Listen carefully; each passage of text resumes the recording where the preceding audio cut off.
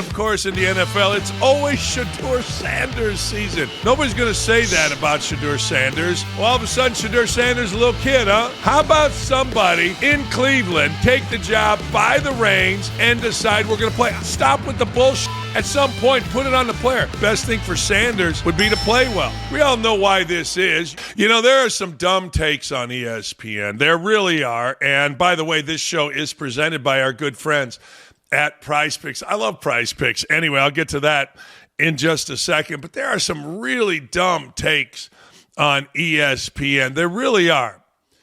When you coach or you played, you kind of have a sense of what's right and what's total nonsense, what's pandering. Cam Newton is pandering. It's fireable. He's what Cam Newton. Now, there's a lot of discussion about Shedeur Sanders, and Kevin Stefanski is under a lot of scrutiny. Well, basically because he's losing, and he has lost. Now you add into it, he's down to Shedeur Sanders as a quarterback, and everybody's mad that Shedeur Sanders didn't get any first-team reps, but other backup quarterbacks have come out like, Luke McNown and others that said, BS, that's normal for a backup quarterback. Get yourself ready.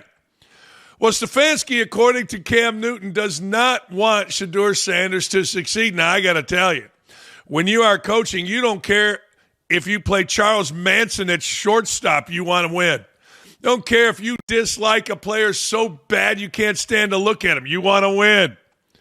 But not according to the great Cam Newton. According to Cam Newton on First Take, he went off on Stefanski because, well, the player, Shedeur Sanders, sucked. We all know why this is. You put Shedeur Sanders as a white kid, Cam Newton ain't saying nothing. But we get it. Deion's cool. It's cool to be on the cool side of cool. And Shedeur's his kid. But Shedeur didn't get himself ready.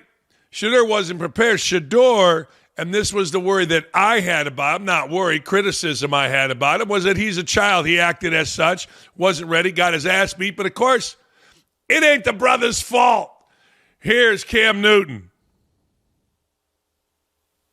I've said this before, and I'll say it again. I do not think Kevin Stefanski wants Shedeur Sanders to succeed in Cleveland. The reason being is, don't tell me what he said. Don't tell me what he's saying. I'm going off of actions. All right? Let's go off actions. The actions is, if I'm Shedeur or if I'm a Shedeur Sanders fan, I would not want him to take the field because that's going to consistently be the display we're going to see. It doesn't matter if it's Deshaun Watson. It doesn't matter if it's Shedeur Sanders. It doesn't matter if it's Dylan Gabriel. It doesn't matter if it's Dan Orlovsky. It doesn't matter if it's Cam Newton. You need help in Cleveland when you have a quarterback that's still making $46 million on your roster and he's not healthy. That impacts the talent that's around him. They are not a good team.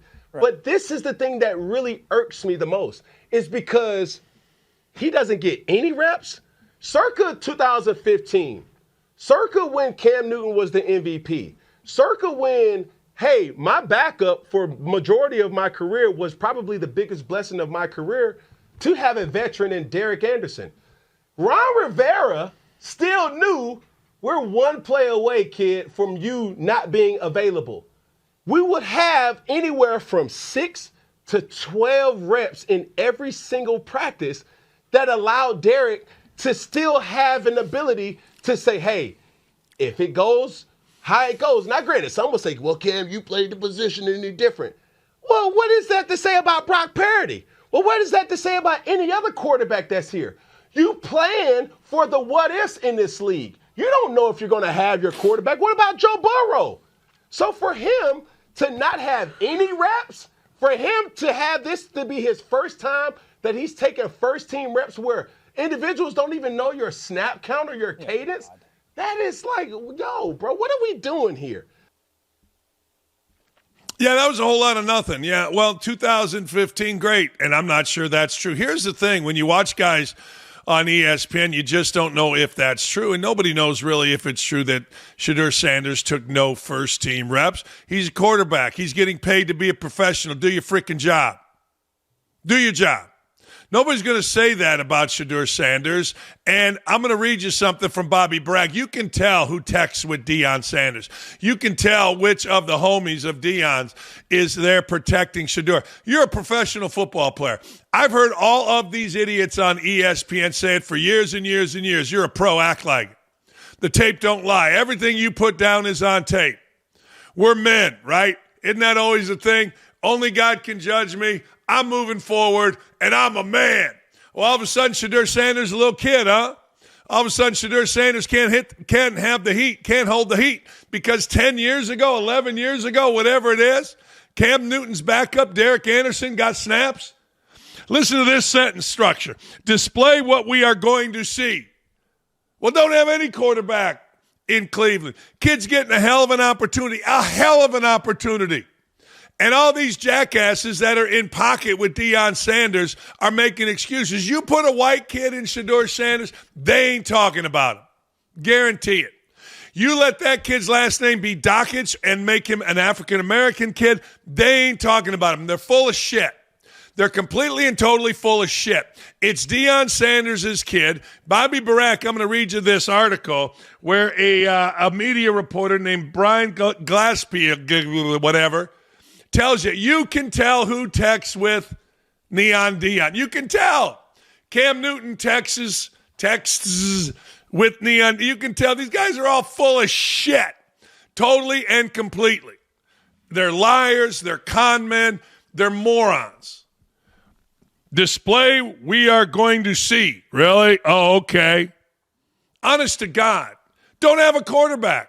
Nah, don't put anybody back there. How about somebody in Cleveland take the job by the reins and decide we're going to play? I'm rooting for Shedeur Sanders to play well in Vegas. I am. Remember Shedeur Sanders acted like a child after he had a decent preseason game to reporters and acted like a complete dumbass? That's what you see externally. I wonder what you see internally. Now, by all accounts, he's got a great PR team. He's got a PR team that takes him to schools. He's got a PR team that gives stuff away. But he's full of shit. You could tell he tried the other day in a press conference to make a joke, and everybody looked at him, hey, son, you're now a starting quarterback. We ain't laughing at your stupid shit when you stink, and he stunk. I mean, and the other thing, he's playing from absolute in front. Daniel Jones here in Indy is playing from behind. He's swimming upstream. He's like those salmon you see on Geographic Channel swimming up the stream. Shedeur Sanders swimming downstream. He makes a throw. Idiots in the media like Josina Anderson, Cam Newton, and others are going to kiss his ass. I mean, Josina, I don't know what she's doing, but boy, she's all in on that one. But she's an idiot, so who cares? But long story short, stop with the bullshit. At some point, put it on the player. I put it on Anthony Richardson 2 years ago because I was told by my insider in the Colts he's a child, just a complete child. Guess what? He gets benched. He can't play. Daniel Jones comes in, beats him out. He's a child. And when I see Sanders, particularly at press conference the other day, he's a child. Somebody ought to step up in his community or in the media and say, dude, stop being a damn child. You haven't done shit as a player. And you've gotten a ton of reward. Damn, all these excuses. You and I both know the deal. Anyway, here's Bobby Barack. Sanders will make his first start in the NFL this week against the Raiders. And Shedeur Hive has already formulated its list of excuses. No matter how poorly Sanders plays, you can bet the fanboys, fangirls in the media will insist it wasn't his fault. This is Bobby Brack. It's never the player's fault if they're on the right side of the media.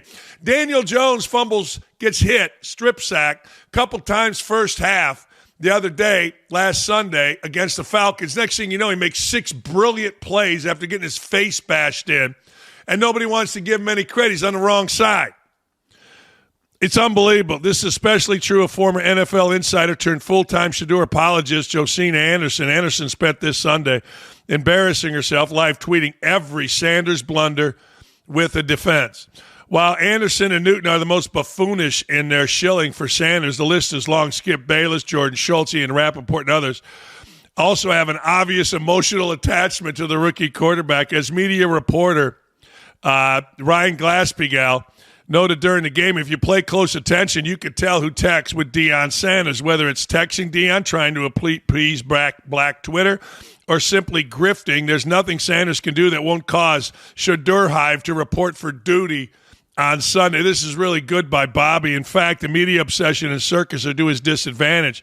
He has to prove his worth. He is worth the headache and distraction. It's not easy. Josina and company are hurting Sanders' career just as much as Bayless hurt Tebow's or Florio hurt Kaepernick's. Teams don't want backup quarterbacks with their own personal simps in the media. And with every excuse and headline, the Shedeur Hive provides quarterback-needy teams are reassured they made the right decision passing on him in the draft.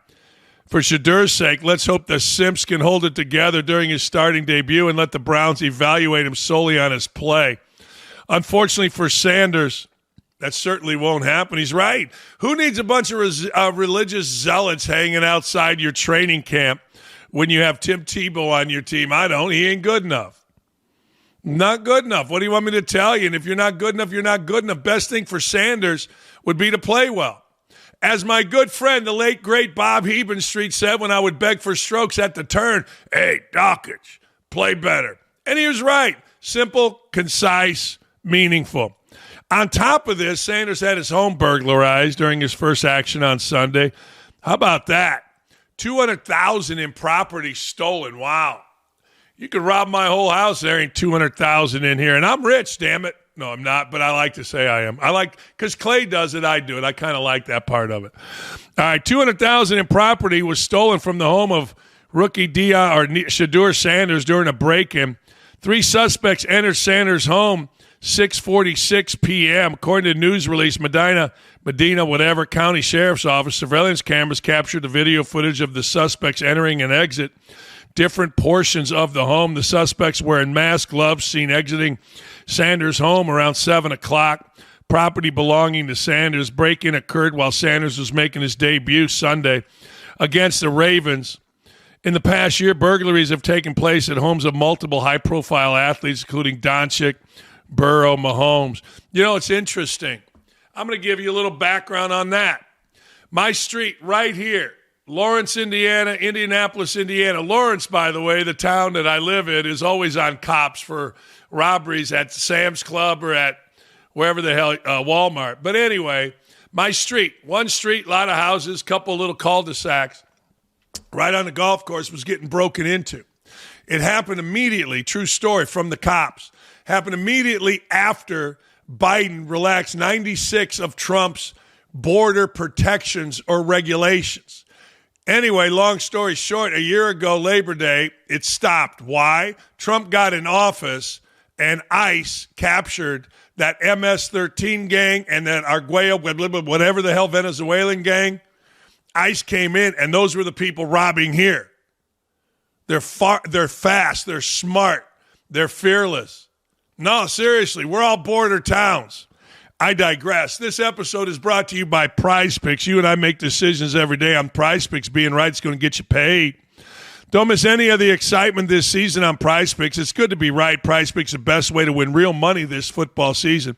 Make your picks in less than 60 seconds. Turn your sports opinions into real money on Prize Picks. Prize Picks is the best play to win cash while watching sports. I love it. I do it almost every day. Join millions of users. Sign up today. Download the Prize Picks app. Use code DAKICH. Get 50 in lineups after you play your first $5 lineup. That's code DAKICH. Dakich, not Dakich. To get 50 in lineups after you play your first $5 lineup. Prize Picks, where it's good to be right. You know, I got to tell you, I played and coached basketball from the time I was 7 until the time I was 45 or 50. Never once late for practice. Never once overslept. Never once missed a meeting. Never once, not one time, did I show up late. I mean, these clowns right now, Giants rookie pass rusher Abdul Carter is a great example of why it's vital to earn your respect as a rookie with your performance on the field.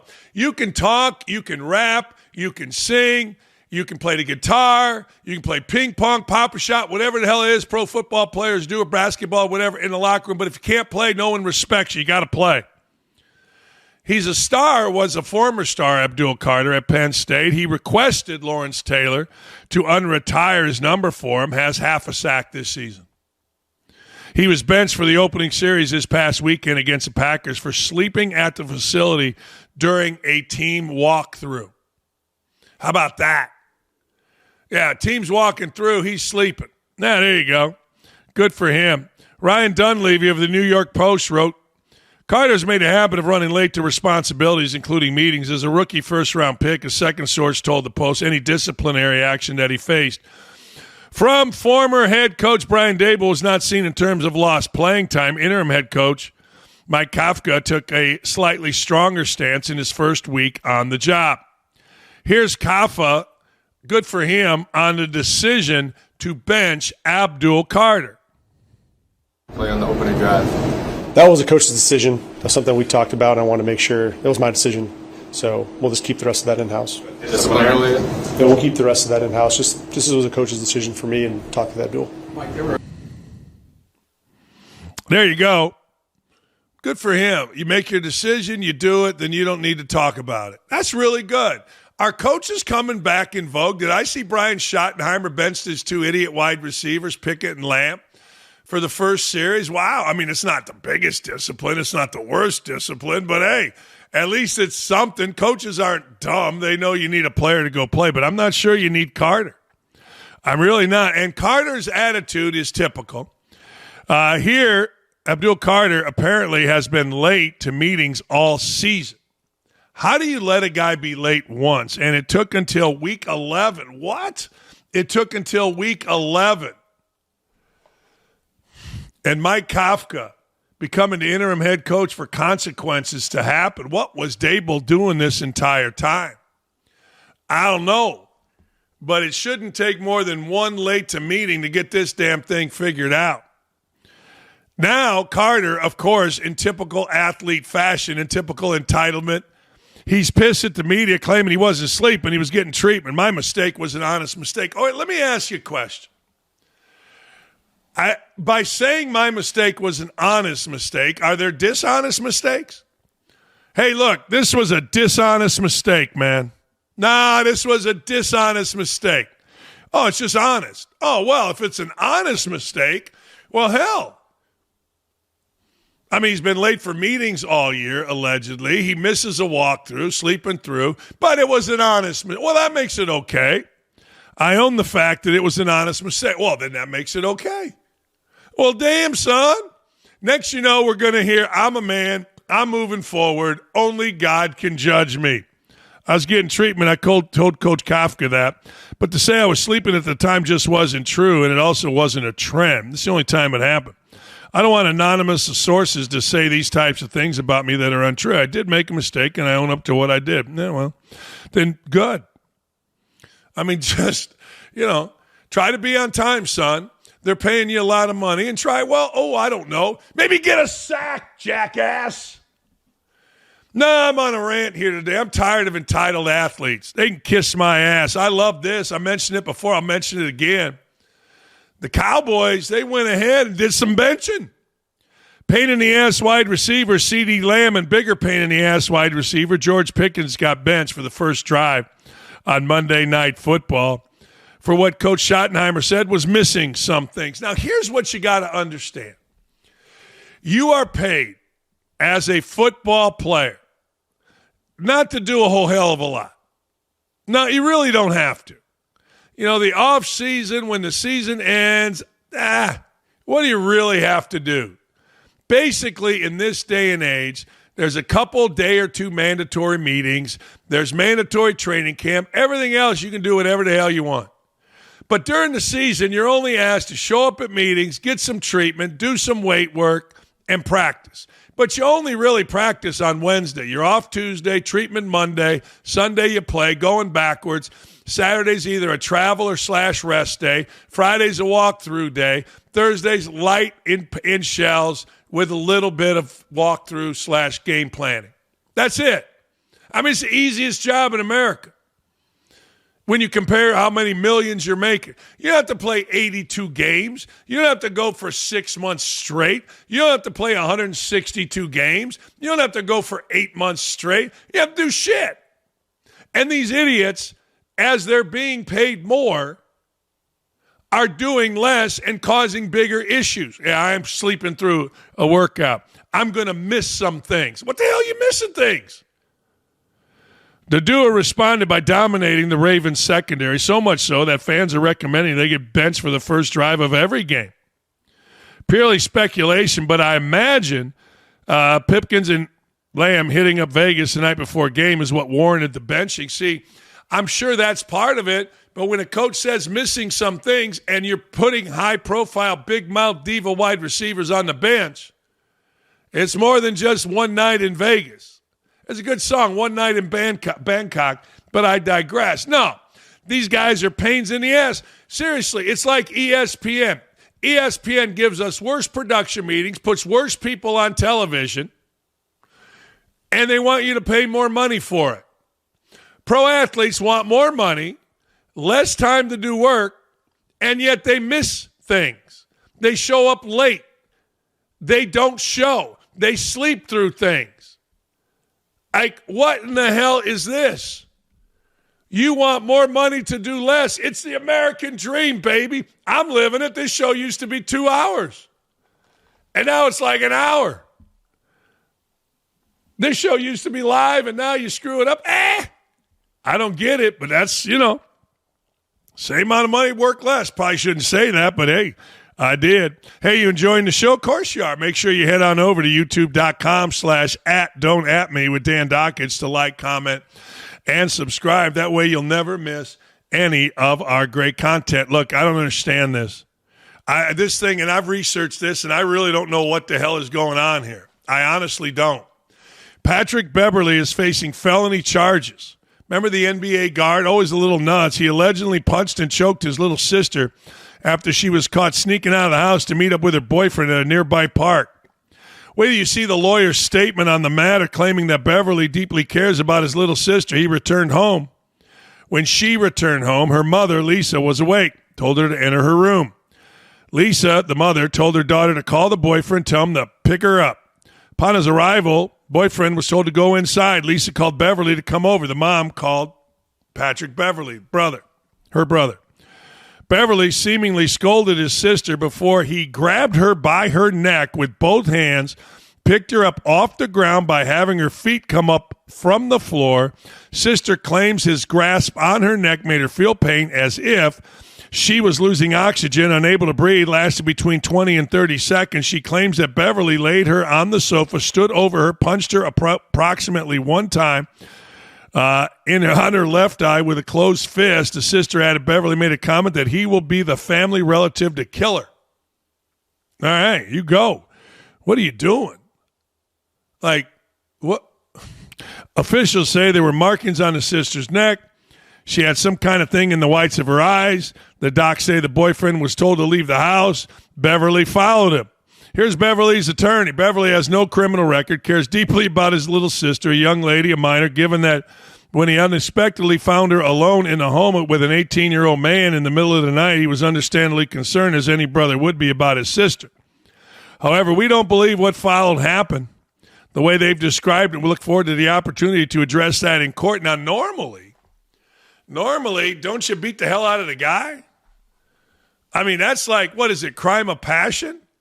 Dude stooping your old lady, and next thing you know, you beat the crap out of the guy. You kill the guy. Maybe you get off on it. Not off in terms of, off. I mean, off in terms of the courts. Yeah, I don't know. I don't know. I don't get it. But anyway, I don't know. That's normally what happened. The guy gets his ass beat. The sister gets a talking to, not a choking out. It's going to get it's just weird. Now, so the dude, the boyfriend, is at the house, but what's he doing? Just standing there? While Patrick Beverley beats the crap out of the girl? I mean, maybe Beverley's half crazy. At least, he seemed that way on the court. I mean, as the lawyer said, he's never had an arrest record. He's never had anything. But this whole thing seems weird. Very, very, very weird. Hey, the newest season, Field of Valor, is now out on Fox Nation. It's really good. These are really good. Sneak peek. Here's a sneak peek at the Bobby Jones episode. I was proud to be a part of this Bobby Jones episode. They've included me in a lot of these things, and I think you're going to like this. Here's Bobby Jones on the Field of Valor. And after arriving in Europe, Jones was sent to the beaches of Normandy in the days following D-Day.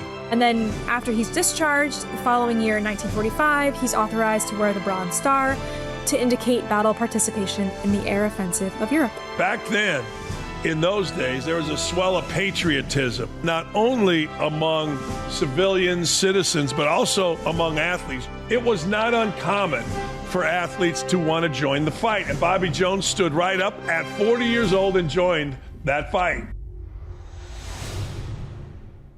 Just talking about Greg Anthony, literally Friday, I was on the court at Assembly Hall, and Bobby Wilkerson and Ken Benson were filming the 50th anniversary of the 76 Indiana team that went undefeated, and we were talking how ridiculous that is, that in 50 years, and I brought up your team, Greg, with Larry Johnson, Stacey Augmon, Moses Scurry, Anderson Hunt, and other teams. And we're like, man, it's absurd between Duke and you guys and all these teams now that nobody's gone undefeated. I was literally talking about you, your wired jaw, transferring from Portland on Friday about your team. Greg, thanks for joining. Hey, Dan, my pleasure. Yeah, it is a little interesting that it's never happened since, but it also speaks to how difficult it is, and even more so now too, because, and I think you would acknowledge this, back then there weren't as many teams that were capable of beating you. Today with the fact that you've got the NIL and you've got all these kids that can transfer, it's so much harder to dominate. And I think you're seeing that. And I like the parity personally. I think it makes it far more interesting. I think you're seeing that in football now with the expanded playoff as well. I actually got excited to see where it all played out, how it all broke down, who's in the 12, who's not, So I think from a fan perspective, it makes it more interesting. And from a parity perspective also, because you might lose 6, 7, 8 games and still be crowned national champion. Yeah, here I was joking off air. We're Indiana, we're the epicenter, got the number 2 team in football. The Colts have the best record. But, to your point, you and I both, basketball guys, but football is so much fun. And I went back, like I said, to the game Saturday at Indiana, and I never thought I'd see anything like that. Your teams at UNLV were polarizing for a variety of reasons. Your coach, UNLV at the time, you played in the NBA a long time. I want to ask you, did you ever confront a fan on the court? And are we seeing more of it? I see people say players are softer now with regard to language being said to them. I don't know if that's true or not. Where are you at with what Draymond did the other night and others? Well, interesting you bring that up. So when I was playing in Portland, the league had just kind of instituted this rule that we now see play out where certain language would not be tolerated coming from fans, right? They weren't allowed to say certain things and address you in certain ways. You could literally have them kicked out. We're playing the Utah Jazz, this is a true story, in the playoffs. And I'm really getting into John Stockton, right? We end up winning this series, and I'm like picking him up 94 feet, harassing him. And the fans are really going off on us. And there's this one fan in particular who said some stuff to me that I was like really taken aback, the level of the language. And this comes from a kid grew up in the ghetto. It's like I hadn't heard this stuff before. But based on these new rules, I'm like, man, that's, I'll go immediately to the officials. And I said, hey, that guy right there, they kicked the guy out of the arena, right? He was sitting courtside. Turns out it was Larry Miller, the owner of the Utah Jazz. And this was at a time where, we had a lot of fights. Things got heated back then, I'm not a big believer in this, the game was so much more physical, yada, yada, yada. And the court's so much bigger now that you have to guard areas that we didn't even play basketball in 20 years ago, right? Nobody shot the ball from 38 feet when we played. You didn't worry about anybody out there. So anyhow, I got him kicked out of the game, and it became a big story. Now, this is pre-internet and social media and all that. But anyhow, I'll never forget. So the next game, this is probably game 3. We're going for game 4. We're there. And I'm laying on the training table. And I'm on my back, and I'm looking back, right? And I see this guy walking into our locker room. And I know it's him now because after the fact, I find out, wow, that was the freaking owner, that got kicked out. And so he walks in, and I'm thinking, oh, snap, I'm about to have a fight with the owner. I'm thinking he's coming in to confront me again. And so he comes in, and he was very gracious. He ends up apologizing for his behavior.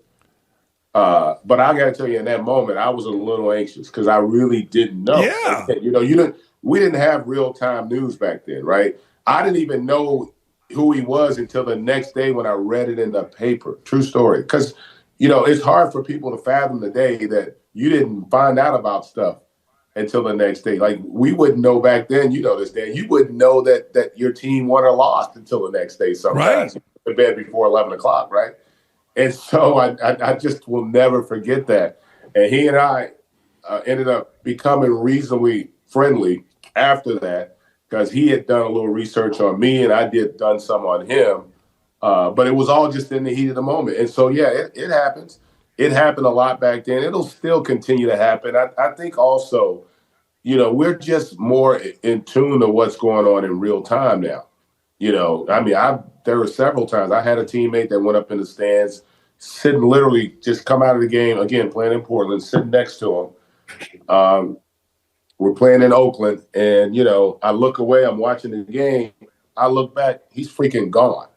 And I'm like, where the hell? And I look up, he's in the stands having a fight with fans over something they had done or said to his family. And so, yeah, it happens a lot. I don't have an issue with it because sometimes you do get these guys, what I call these keyboard bullies. People, they feel like they can say or do anything, and because of the situation, they'll be protected.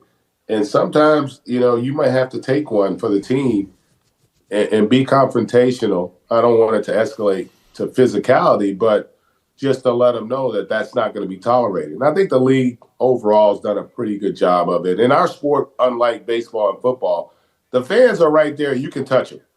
Yes. You're right there. You can hear everything. You can see everything. And so, when that, you go back to the malice at the palace, you do want to try to temper that down and make sure you're not creating an environment because there's a lot of testosterone, there's a lot of intensity, a lot of adrenaline going on in these games. And a lot of people can be triggered with the wrong comment, the wrong antic in a given particular time. And so you just got to be leery of that. It's funny. I always said that about college athletes. Basketball players, we play in our underwear. Football players play with a bucket on their head. You walk around campus or you walk around town, everybody knows who you are. They may not know. To that point, gambling's a big deal. You played in Vegas. Josh Pastner's been on the show. Is Vegas now, because of phones and everything else, is Vegas and gambling, is it a bigger fear for teams playing in Vegas, meaning college teams? Is it no different anywhere than it ever is? Where was gambling when you were in Vegas, and where do you think it is now? Well, I actually think it's less of an issue for Vegas. I think back when I played, the stigma was huge because you couldn't do it anywhere else. Now, with the impact that you have, where the leagues have all gotten into bed with these gaming companies, playing in Vegas is irrelevant, rather, when you juxtapose it to gambling, right, and gaming, because now you got your device. All you got to do is go to your phone and tap in where you want to go, who you want to bet on, what you want to bet on. You can literally bet on anything. And so I think also, let's not kid ourselves, who didn't think this would materialize to where you're going to have some concerns or you're going to have some athletes that get caught up in it? you had to know that was going to, it was happening. And you know this has been going on since the beginning of sport. You go back to the Black Sox, you know, back in the 1920s, 1919, whatever that year was. Like, we've always had this. It's just now it's much more accessible because everybody now can do it. And gaming has been so much more acceptable. Listen, I grew up in Las Vegas. You would have never thought that Las Vegas would have an NFL team, an NHL team, right, and potentially have an NBA team in the next few years. No one ever thought that was even remotely possible, 20 years ago. And so you're going to have more of this. Like, it's just the cost of doing business. Like, as soon as they did these deals with these gaming companies with betting, you knew you were going to have some outliers that were going to get caught up in it. There's no scenario where that wasn't going to be the case. And I think for the most part, the general fan understands that, it really is the cost of doing business. You're going to have some folks that get caught. And listen, I think you're going to see it's going to happen in the NFL. I guarantee you they're working on some stuff right now over the Department of Justice and the FBI. There are going to be announcements. There are going to be some NFL guys that get caught up in this. I think it's going to happen in every sport, and I think it's going to continue to happen. Walk me through this. We saw with Billups, we saw with Rozier, the astronomical amount of money that they are making. Now, I grew up Gary, Indiana.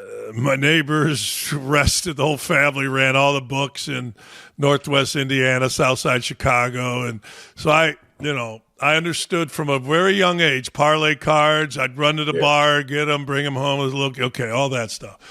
But other than, you did something stupid and you got tied into the mob. All right, fine. Take that out of it for just a second, or you owe somebody. Why would, in your opinion, a guy like Billups, why would a guy like, alleged now, Rozier, alleged, why would they, with anybody with astronomical salaries like that, why would they get involved? So these are two distinctly different cases. And yes. Chauncey's a friend of mine, and I was shocked. I'm not shocked that he was gambling. Gambling went on a lot. It goes on a lot on teams. Yeah. Like, you gamble. We gamble. And we gamble for a lot of money back then. It was, hundreds of thousands. It was lots of money. So not surprised by that. And I've said this, I don't have any firsthand information, but I'll look at these two things differently. In Chauncey's case, what I believe, having grown up in Vegas, having been exposed to the mob, because when I was in school, the mob ran Vegas. They owned the casinos. Right. They owned the hotels. They were laundering. That stuff was real. And I interned for Oscar Goodman and Steve Stein, which is one of the biggest criminal defense lawyers in Vegas. They represent a lot of the mob types. So I know firsthand how that industry works. What I think happened in Chauncey's case is he somehow got caught up and he got compromised. And then I think from that point on, they owned it. If what they're alleging happened, I mean, that's just the first thing that popped into my head. With Rozier's case, I think a lot of it's just stupidity. I just think they never thought that it was that big a deal. He wasn't. I think he was making $25 million last year. I don't think he went into this thing, I'm about to get rich off of this, right? I think he honestly probably thought it wasn't as big a deal, even though the league goes overboard to explain the impact of gambling and the importance of having integrity and not allowing this kind of stuff to happen. The reality is it's going to continue to happen. It's just like laws. We got laws on the books for all these things, but we still have people that break them. And it's going to continue to happen. This ain't going to be the last time. There are going to be more Terry Roziers moving forward, just like you saw it with the baseball guys. And what you want to try to do is maybe take away some of the exposure, like the prop betting. I'm hearing a lot of talk about, hey, get rid of the prop bet. Because that's one where I'm like, it's one thing to bet on the game. But when you start introducing, the next pitch is going to be a ball or a strike, or, how many rebounds the guy gets, or this, that, or the other. I just think you're creating an environment where it's far more likely that these kinds of things occur. And I don't know how you regulate it, because once you went down this path, as these organizations, these sports organizations have, they knew this was going to happen. I guarantee you, they had these conversations. Everybody knows that this was going to ultimately happen. Then the question is, okay, how much damage will it do to our profession, to our sport? And I'll be honest with you, I don't think it's going to be the predominant theme. I don't think people are going to be completely turned off, because so many freaking people do it. You, like you just said, a lot of your friends are gambling right now. A lot of my friends, I don't even gamble on sports. I never found it interesting, to be honest. I just don't. I like sports. Like, I don't even like fantasy. I'm like, why do I want a guy to do well against my team? Like, I never got into fantasy for that reason. I really haven't. I'm a diehard Steelers fan. So I'm like, I can't go take Jamar Chase. I don't want him to do well against my team, So, like, I just never – that's just me. There are lots of people, though, that are into it, that love it. They get off on it. They need it, literally.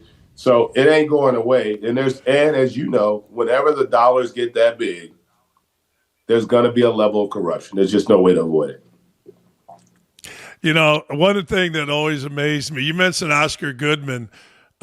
He became like the most beloved mayor in the history of Vegas. Like, right? I mean, all his background. I love that. I agree with you. I've said this on this show, Greg. Everybody tells me about the damage to the league, and I call bullshit on that. I do. Absolutely. Look, so many people are doing it. It's like another day. What are we mad about tomorrow? This happened. Maybe more come out. Right? I totally agree with you on that. Totally agree. Listen, we live in a country with 350 million people. There's going to be a bunch of shit that happens every day. Right. Like, people get caught up about it. Whatever you get caught up. There are going to be thousands of people that get killed in car accidents, that get murdered, that all these things, they happen every day. It's literally just the cost of life, of doing business. It's going to happen. We knew it was going to happen. It's like, going political. When you opened up the border, right? When we opened up the border 4 years ago, they knew a certain percentage of people coming across were going to be doing the stuff that they're doing. They're not surprised by that. It was just the cost. They felt like it was worth the reward to have that level of risk. They knew that people would be murdered, that people would get addicted to drugs, that all these negative things that we see playing out, they knew it would happen. But they figured, look, if we let in 20 million, 10% of them are going to be, they're not going to be the best and the brightest coming from other places. But that's the cost of doing business. We still get that other, 90%. And that's really how companies function. That's how they operate. You're going to have a certain level. When they come out with a new car, when Teslas came out, we don't talk about it, but there are Tesla cars that explode, catch on fire, people get killed from the autonomous drive. Like, all that stuff happens. But ultimately, if 90% of it is positive, that's how they look at it. And I don't think there's anything different with the league. I'm going to ask you a political question, all right? I have a question that I'm asking damn near everybody I know. I get it, this Epstein file is a big deal and whatever. Okay, fine, it is. But if you're in control, you're a Democrat, and you're in control 12 of the last 16 years, why did if this is so damning on Trump, why didn't they release it? Can you explain? I'm asking I know you were young Republicans. Dan, I don't even know you know why they didn't release it. Because it wasn't beneficial to them. They're basically living on the hate Trump bad, orange man bad guy. That TDS is real, man. And the irony of it is it's going to probably come back to bite them. It's going to probably come back to bite them. But they don't care. That's the whole point. Like, it's about power. Ultimately, this stuff's all about power, and that's how it plays out. And they'll figure out a way to try to talk themselves out of it. I guarantee you there are going to be far more people that get caught up in this on the left than you're going to find on the right. Because remember, that's who he ran with. That was his right. proof. And so, even those who voted for it in the Congress in the House, a lot of them didn't want to vote for it, but they couldn't go on record going against it. And once all this stuff comes out, you already know how this story's gonna end. There's gonna be some fallout. I just saw the lead counsel for Goldman Sachs had a great relation. I was reading that this morning. So, it's politics, man. Like I've learned, like politics, we talk about sports and how competitive that is and how cutthroat it is. Doesn't even come close to politics, man, because they really are. It really is life and death with politics. We might get our feelings hurt in sports or get our ass kicked, but in politics, man, people are dying left and right and going to prison left and right. That's the kind of sport that the average person doesn't want to have anything to do with. I really keep this 90% to sports, but when I delve 10%, like the question I asked you, and if sometimes this gets picked up by Fox News, and the comments by political haters, let's use that, are so more egregious than the comments, to your point, by basketball haters or football. Like they want to kill you. Literally, you should die. To your point, you're so right. Now that I've entered over the last couple of years a bit of a political arena here, you're so right about the difference. It's not close. No, it's not. And it's sad, but that's just the reality we live in. And that's the difference. Like, I don't hate anybody that might disagree with me philosophically. Like I could even... Right. I use this argument with friends of mine who are far more liberal than I am, right? And I said a perfect example is abortion. I said, we live in a constitutional republic. It's not about being right or wrong. It's about finding a happy medium. I said, I'm a pro-life guy, but I know we're going to have abortions. Why don't we just find a happy medium? You're for it. I'm against it. I don't think you're a bad person because you're for it. Why do I have to be evil or a bigot or racist because I'm against it? Why can't we just figure out a happy medium? Let's find an area where we can agree that we're going to have it. Even though neither of us are going to be happy, but that's how a society that respects the rule of law should function. Okay, let's just find a happy medium. Let's find some common ground. And that's what's being lost because politics has become sport. And it's getting a little out of hand because now we're doing things and saying things that dehumanize the opposition or people on the other side. And I think that's where we're starting to run into problems. And you see it with a lot of young people. There's a lot of hate out there, and some people thrive in those environments. And I just wish we could get back to where we could disagree about policy. Keep it about policy, take the emotion out of it. And I think we'd get a lot more accomplished in that regard. But you look at the president, everything about him, it doesn't even matter. It's true. If he cured cancer, they'd find a reason to be against it. Right. Just because he did it. And again, I'm not saying you got to like whoever it is, but if somebody's doing something from a policy standpoint that makes sense, that's better for the country. I just wish we were more pro-American. One thing I will say about it, and I don't like to get too political because I like my job. I don't want to get fired. That's the other aspect of it. If you're conservative, you're typically not allowed to have certain opinions. But we could get so much more accomplished if we didn't just focus on hating the opposition. Yes. Both sides could actually have an opinion that makes sense. Again, politics is not about right or wrong, and that's the problem. One side wants to believe you're wrong if you don't agree with them. No, why don't we just find common ground? And I think we've lost that. And it's unfortunate because we're raising generations now that are literally taught to hate America. We live in the greatest country in the world. Do we have problems? Absolutely. But everything's relative. There isn't a country on the face of the planet that doesn't have a lot of problems. And in fact, we have fewer than any other country. And if we started approaching it from the standpoint of loving our country, even with our flaws, right? You're married, right? I'm married. And the one thing about a marriage, my pastor, he said, the thing about a marriage and why it works is because you love your spouse and you've seen them at their worst. and you still love them, right? Still love them, yes. That's how we should be. Like, we don't have to hate one another just because we disagree. And unfortunately, we live in a society now where hate sells. It's popular, and it's a brutal business. To your point, you mentioned the border earlier. If you go back in history, I'm a little bit older than you, but if you go back, every single president, to your point about right for America, nobody disagreed on coming into this country legally. Nobody. I mean, you could go back and look at Reagan. You could go back and look at Clinton. You could go back and look at Obama. You can go back and look at the Bushes. You go back.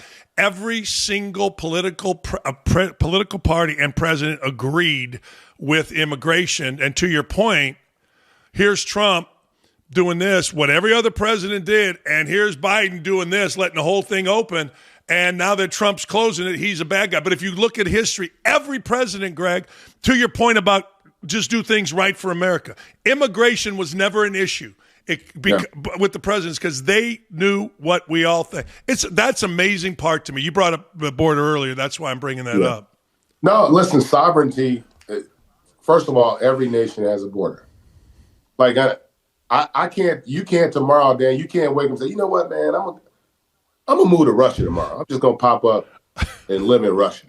Or, you know what, tomorrow I'm going to go to France. I just want to go live in France. You can, but you got to go through a process.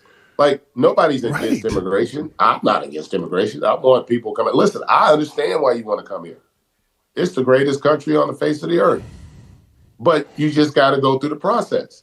There's nothing wrong with going through the process. And listen, in fairness, I give the Democrats credit. Like, they knew that this would happen. They actually did this because with Trump, they were playing 3-dimensional or 4-dimensional chess because they knew by opening the border, once they got him in, Trump's probably the only president that we've been going down this path because look at what you have to go through to now try to remove a lot of these folks.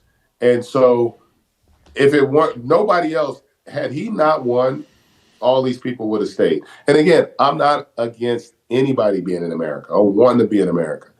And we got to figure out something. But, there are a lot of, listen, there's a reason why they sneak in. The best and the brightest don't typically sneak in. If you're, we want people who can bring something to our country, right? In terms of their intellectual capacity, their education, whatever it is. We want the best and the brightest from all over the world. But those aren't the ones that are sneaking in, because they'll go through the process. And so that was the thing. It bothers me because, again, you'll be labeled a bigot or a racist if you say that you're not for illegal immigration. And the reality is most people aren't for it. They're just against Trump. That's or afraid to go against. I think a lot of people are afraid to go against the left-leaning media or to your point, their boss. If you support Trump, it shows bad on you with your boss. No, go ahead. I'm sorry to interrupt. No, you're right. I was just what you said spot on. It's just unfortunate that we're at that point. But, I try to have this conversation with my kids about part of the issue is most people, they act off emotion. And I don't know anybody that makes good decisions when they're emotional. I have this conversation with my 2 young kids in the house. I said, listen, you can experience any emotion you want. You're going to be angry. You're going to be happy. You're going to be mad. You're going to be frustrated. You're going to be it's going to run the gamut. I said, that's not an issue. Dad doesn't mind when you get upset. It's how you manifest it, how you deal with it. Don't let the emotion control you. I said, and they'll say it. I said, what happens when you're emotional? You don't make good decisions. You don't make good choices. That's why we talk about in sports. Tark used to tell me, he says, Greg, the mental to the physical is 4-to-1. And when I was in high school, I didn't understand that because if you're just better, you're better. But then you get to a point where you're not better. And sometimes the guy's actually better than you, but you got to figure out a way to beat them, even though they're physically more gifted. But if you have the mental wherewithal and the capacity and the emotional control, you can figure out a way. And that's what a lot of people play on in our politics now. They play on emotions because hate is emotion. is an emotion. And so if you are in a mindset of hating something, you can never have an open mind. You can never see something for what it actually is because you're going to be skewed with a bias. And that's just the reality. Appreciate you, man. Last time you were on, you ended it with said, "Hey, next time let's talk politics." So there you go. Yeah. I got a long memory, man. I got a long memory. I remember you said that at the end. So there you go. Yeah, I loved it. It's good. You do have to be careful in what you say and how you say it, which is fine. But we do need to have those conversations. And I just wish we could have more pragmatic people on both sides to discuss this stuff, because ultimately, I do believe everybody wants the best for America. I think we do. Now, we just have different ways that we want to get there. And I believe this. I don't think the left or the right are right, because I don't think there's a right. I agree with that. I don't think there's a right or wrong to any of these issues. I just think we got to get back to figuring out where can we all come together and figure out that happy medium where we can live with it. And I think that's kind of what we've lost, is the ability to, we don't agree to disagree anymore. We now just cut people off if they don't agree with us. We're not God. We're not perfect. And we should get back to that mindset moving forward. Appreciate you, man. Have a great call tonight. Dayton All right, and man. Marquette. Should be fun. Thank you. Hey, that was fun. Thanks for coming on. Oh, my pleasure, Dan. Be good, brother. There he goes, Greg Anthony, calling games NBA, calling games college, one of the great broadcasters, but one of the smartest people you'll ever meet. Greg was way ahead of his time back when he was at Vegas with great basketball teams, but that's not who he was. He was far, far more than that, and I'm glad we got a lot of that out. Got to get my glasses on for this one. It is What the Hell Wednesday.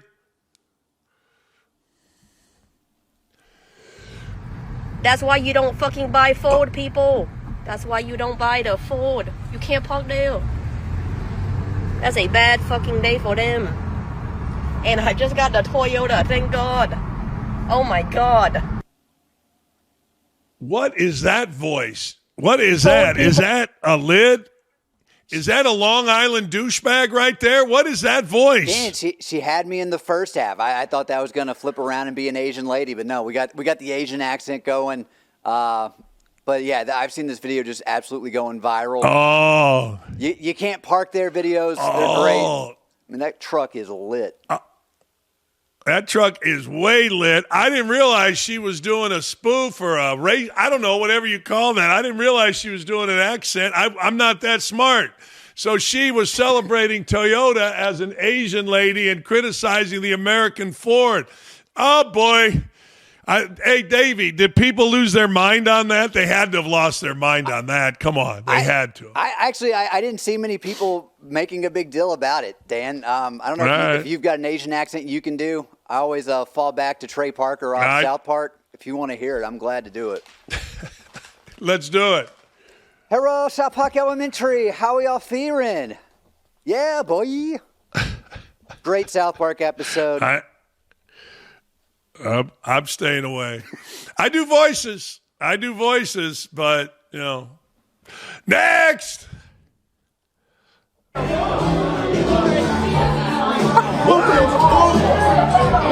Is his name Scatterboo?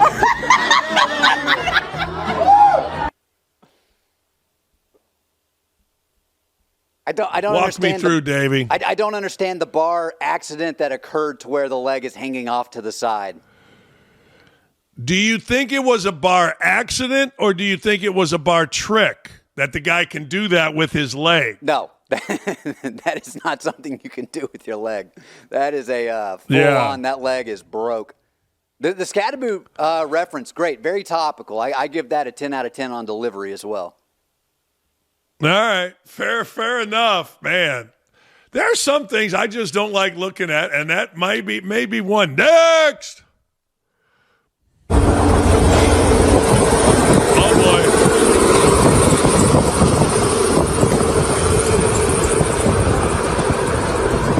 He's got to unhook it. He's got it.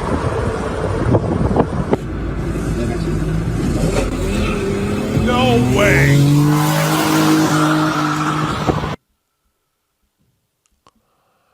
Here's how I view that. Guy's car got towed. He said, screw it, I got the keys. I'm getting on this, and I'm figuring out how to unlatch it, and I'm taking it, stealing it back. Is that what you're seeing? Yes, and as soon as I saw this video, Dan, I knew right away it was this was taking place in the dirty South, and then that kid's accent definitely reinforced that opinion. Wow. Now, if I'm the guy driving and taping, I got to get in another lane or I got to give a little room here because this is crazy. Insanity to me. No? Yeah, I mean, the boldness just to do it and then think, you know what? Right here. You're going to be fine just doing it afterwards, or as far as like, just getting right in that lane as they're pulling off. It's a bold strategy, Kyle. Next. Man, that's pretty bold. That's really bold. Oh.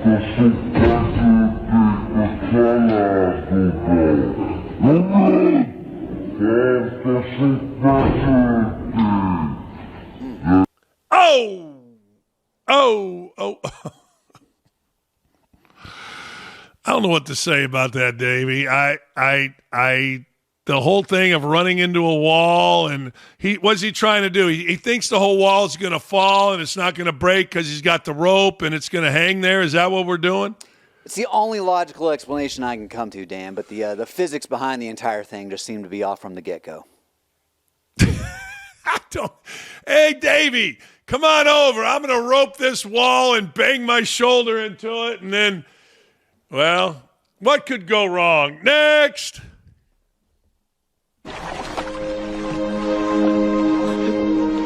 ¡Wilson! ¡Lo siento! Oh, my God. ¡Lo siento, Wilson! Oh! Wilson! Oh! It took me a second, Dan. You know what that music's from? Wilson! The sound?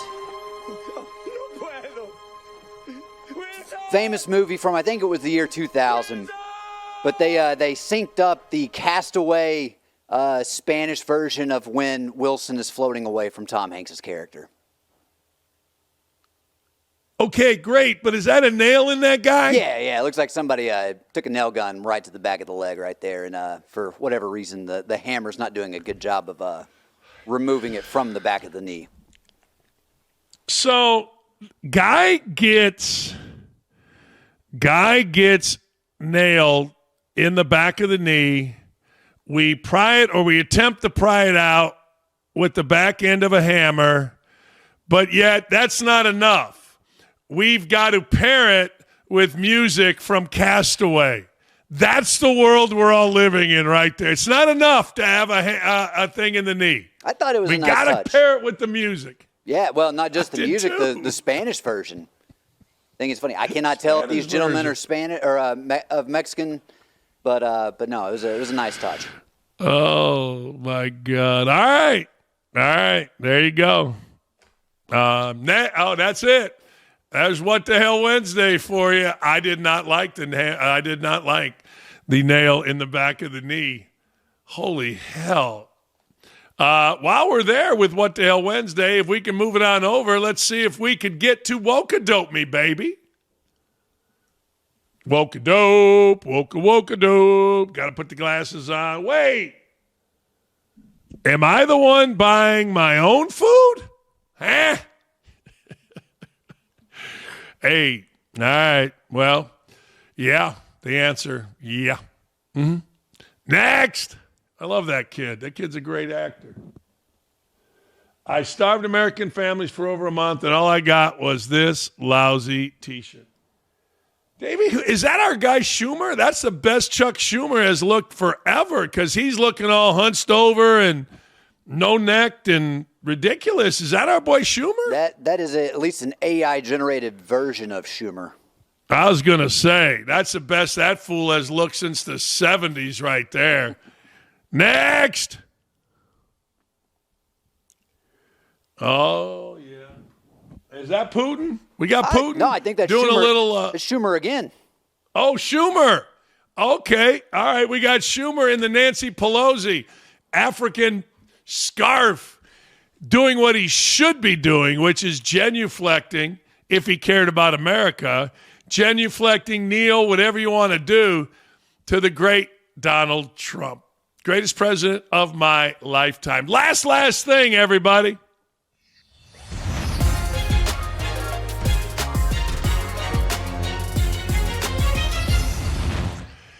You know, I kind of like giving some garbage to the Big Blue Nation.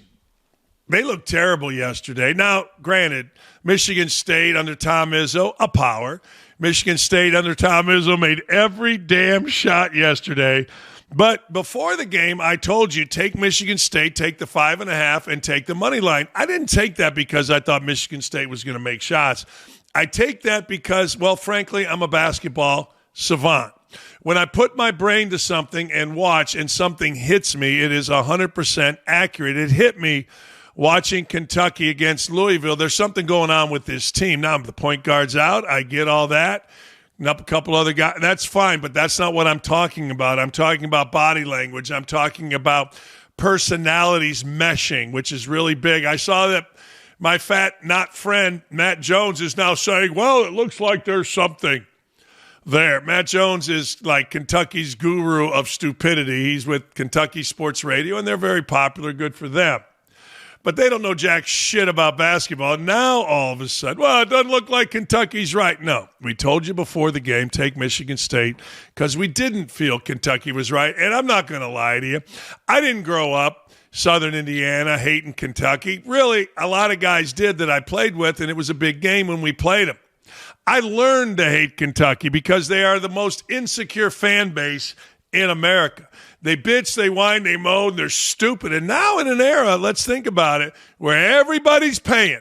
And don't tell me Kentucky didn't pay before. I got friends that went on visits there that said they went to Keeneland and they were given $20 on the nose on every horse in a race. So if a 5-1 shot won, they won 100. They kept the cat. Don't even try. But now everybody is paying players, and Kentucky is irrelevant. I'm here for it. And good for our boy Izzy. Izzy. We got to get Izzy on the show. But anyway, pays to listen, pays to watch. See you tomorrow.